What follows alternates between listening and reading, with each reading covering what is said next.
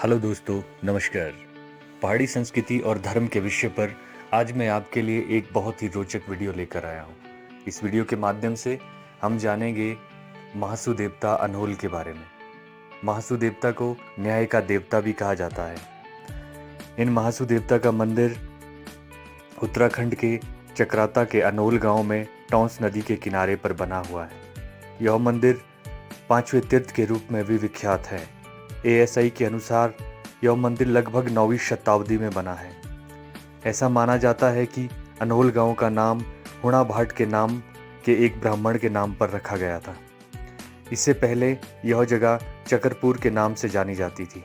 एक मान्यता के अनुसार पांडव लाक्षागृह से बचकर यहाँ आए थे और पांडवों ने ही देवशिल्पी विश्वकर्मा की सहायता से इस मंदिर का निर्माण किया था। तो दोस्तों, सबसे पहले जानते हैं मंदिर के बारे में कुछ रोचक और रहस्यमयी बातें। यह इस मंदिर के गर्भगृह में सभी का प्रवेश वर्जित है। यहाँ एक पुजारी के सिवा कोई भी व्यक्ति प्रवेश नहीं कर सकता। कहते हैं मंदिर के गर्भगृह में पांडुपुत्र भीम द्वारा एक बहुत बड़ी शिला स्थापित की गई है, जिसे भीम छत्री कहते हैं। इसके अलावा मंदिर के गर्भगृह में जल की एक धारा निकलती है, जिसका स्रोत आज तक कोई भी नहीं जान पाया। कहते हैं यहाँ पर मुगल बादशाह अकबर भी कई बार आया करते थे। इससे ही पता चलता है कि यह मंदिर कितना महत्व। तो दोस्तों, अब जानते हैं महासू देवता के बारे में। महासू देवता एक देवता नहीं बल्कि 4 देवताओं का समूह है। सबसे पहले वाशिक महाराज, जिनका मंदिर अनहोल से 5 किलोमीटर दूर महेंद्रत नामक स्थान पर स्थित है।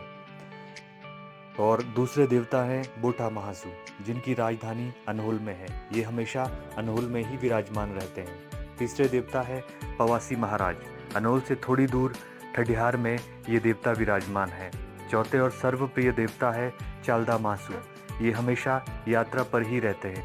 ये देवता 12 साल टॉन्स नदी के पार हिमाचल के क्षेत्र में भ्रमण करते हैं और 12 साल उत्तराखंड के जोनसार बावर में। तो दोस्तों, अब जानते हैं इस मंदिर की एक और रोचक और रहस्यमयी चीज के बारे में, और वो है भीम के कंचे। इस मंदिर के परिसर में आज भी शीशे के 2 गोले रखे हुए हैं, जो महाबली भीम की ताकत का एहसास कराते हैं। भीम इन गोलों को कंचे खेलने के लिए इस्तेमाल किया करते थे। ये गोले देखने में भले ही छोटे लगते हो, पर इन्हें उठाने में बड़ों बड़ों के सीने छूट जाते हैं। इन गोलों में एक का वजन 6 मण और दूसरे का वजन 9 मण के करीब है। ये माना जाता है कि इन्हें सिर्फ साफ दिल के लोग ही उठा सकते। तो दोस्तों, अब जानते हैं घांडुआ अर्थात बकरी बलि प्रथा। महासू महाराज के दरबार में बकरे भी चढ़ाए जाते हैं। बकरे 2 प्रकार के होते हैं। एक जिससे महासू महाराज को चढ़ाने के बाद खुला छोड़ दिया जाता है। इन्हें कोई नुकसान नहीं पहुंचाया जाता। ये आज़ाद होकर पूरे मंदिर परिसर में घूमते रहते हैं। इन्हें घांडुआ कहते हैं। दूसरे वो जिनकी महासू महाराज को बलि दी जाती है।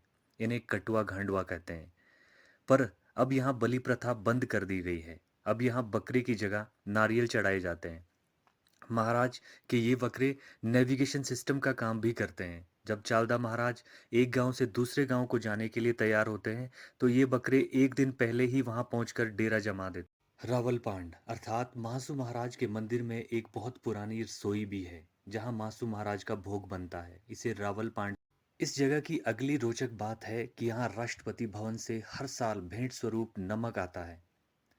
इसके पीछे भी एक रोचक कहानी है। कहा जाता है एक बार महासू महाराज जी का डोरिया अर्थात उनका चिन्ह एक क्षेत्र से दूसरे क्षेत्र के लिए जा रहा था। उस वक्त पुल ना होने के अभाव में नदी को रस्सी बांधकर पार करना पड़ता था। बिरसू नामक एक व्यक्ति जिसके पास वो डोरिया था, उसने नदी पार करने के लिए उसे अपनी कमर में बांध दिया। नदी पार करते वक्त महाराज का वो डोरिया बीच नदी में गिर गया। डोरिया बहता हुआ टॉन्स नदी से यमुना होते हुए दिल्ली पहुंच गया और वहां किसी मछुआरे के हाथ लग गया। मछुआरे ने उसे राजा को भेंट कर दिया। राजा उस डोरिये में नमक रखा करता था। धीरे धीरे राजा के राज्य में अजीब सी घटनाएं होने लगी। इन घटनाओं से परेशान होकर राजा ने राज्य के विद्वानों और ब्राह्मणों को की एक सभा बुलाई। उन लोगों ने अपने ज्ञान से सत्य का पता लगाया और राजा से कहा कि उन्हें महासू नामक एक देवता का दोष निकल रहा है। उस वक्त से लेकर आज तक महासू महाराज के नाम पर नमक और धूप चढ़ाया जाता है। पर आज तक ये पता नहीं लग पाया कि दिल्ली से ये नमक किस पोस्टल कोड से आता है।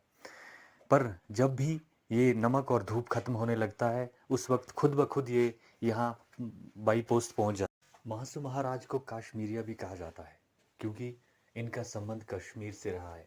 इसके अलावा इन्हें नौलखा भी कहा जाता है, क्योंकि इनके साथ 9 लाख वीरों की एक सेना दोस्तों, ये थी महासू महाराज के बारे में कुछ रोचक और रहस्यमयी जानकारियाँ। मेरी वीडियो में अगर मुझसे कोई गलती हो गई हो तो मुझे माफ़ करें। शक्ति और न्याय के स्वरूप महासू महाराज का शब्दों में बखान करना असंभव है। हम सब पर इनकी कृपा बनी रहे, बस यही प्रार्थना है। मेरी वीडियो आपको कैसी लगी ज़रूर कमेंट करें और लाइक भी करें। चैनल को सब्सक्राइब भी करें। धन्यवाद। जय भोलेनाथ।